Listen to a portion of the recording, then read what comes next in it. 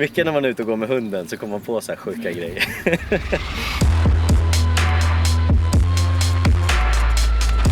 Jävlar vad freaking cool. Men jag har ju satt ut grejer så att jag inte ska gå in med grejer. Fan vad häftigt det går så här. Är du inne i spelet nu? Ja, nu är jag inne i spelet så jag ser inget staket eller någonting. Men jag har satt upp grejer så att jag tekniskt sett inte borde gå in i det. Vi ska se så att allting stämmer bara. Se hur långt jag kan gå. Vad fan dum jag är. Jag kan ju gå här. Det är bara för att du kommer märka själv. Man vill inte gå här av naturliga skäl. Men Yes. jag kan gå här på riktigt. Man vill inte vara där. Nej, precis. Så du får gå över.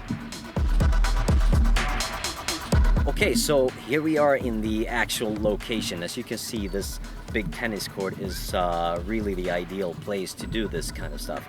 Maybe not ideal because we're outside, so we do have to wait for the sky to either be very cloudy, or as we did today, we waited for the sun to go down so that we're not damaging the lenses in the headset. As you can see, I'm standing on this spot here, which I showed you before, is always where I set the starting point for my games. Because if I were to start, say, like over here, that means that the rest of the game is not gonna line up. So that means I'm accidentally gonna walk into the fence or a bench or something like that. Because of course, when I'm playing the actual game, I can't see any of that.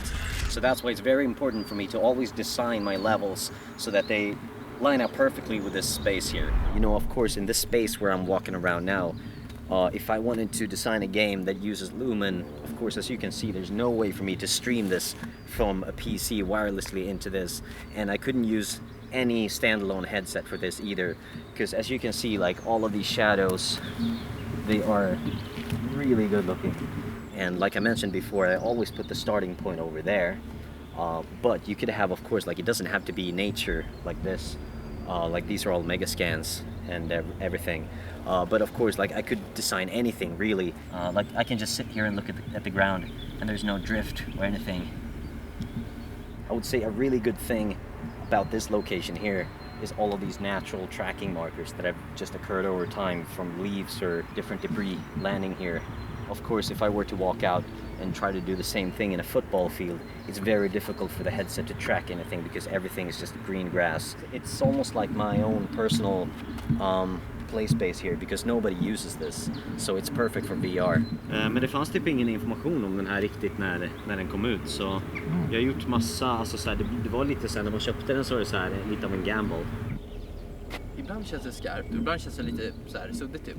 Ja, det är lite så här, man lär sig med tiden hur man ska placera headset, och vissa, om du spenderar typ 5 minuter på att sätta fast det ordentligt så kommer det kännas bättre. Alltså om det sitter tight på, då blir det så här, man ser mycket vidare också runt om liksom, så här. Det är typ så här, alltså hela den där grejen kanske jag har gjort på typ en kväll. Ja. Så. Det här känns ju obehagligt.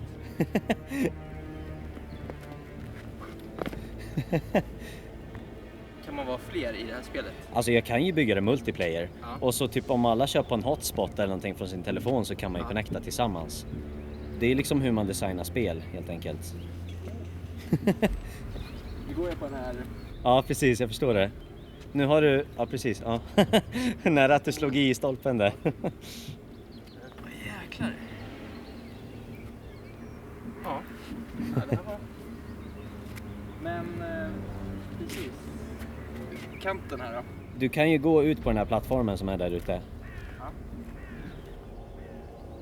Är det stopp här? Ja, precis. Exakt. Du har typ så här 2 meter till godo. Men jag brukar alltid bygga spelen så att man inte ska behöva vara orolig. Så nu är du nära stolpen. Det är bra att du Ja, precis. guidar mig.